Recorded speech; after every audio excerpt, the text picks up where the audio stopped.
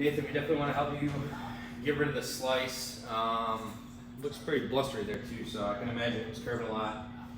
In the backswing, there's two things that I would want to work on with you. I'm just going to start with the club, because I think your pivot is sufficient. So what I mean by that is how much you rotate, and then also how you rotate. I think it's sufficient for now. So I want to go over basically kind of how this club is going to work in space. So when you line up to hit the ball, this club shaft is going to be going up at a certain angle, and you just have to, for this purpose, have to envision that the angle that this club is going up at is extended like another 6 feet.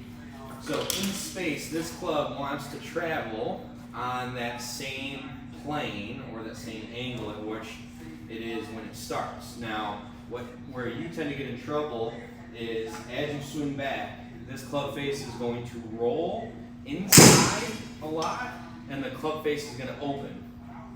So as you start swinging back, and you can see in the driver swing, your hands work away, club works in, and the club opens. And what we're almost always going to see with that is a swing that comes down too steep, and you're going to have to pull in to hit the ball. When you swing across it to the left, that's what gets the curvature to the right.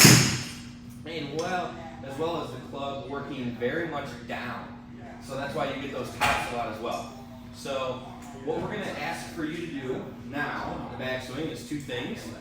This club needs to be on more of a vertical plane.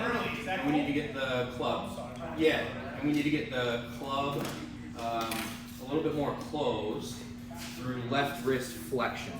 Okay, so what this is going to look like for you, I want this club, basically the butt end is going to point at your right knee, and the club is going to be pointing a little bit away from you. So right now, what we tend to do, lay the club face open, the club gets super behind us, steep on the downswing. What we're trying to get you to do, butt end of the club pointing towards your right knee, a little bit of flexion in the lead wrist, that's this motion. Okay?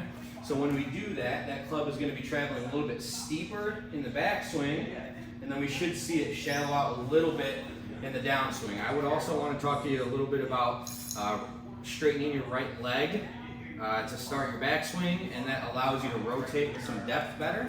So getting you to do that should help you fix the slice, but a lot of it, like I said, the rotation is pretty sufficient.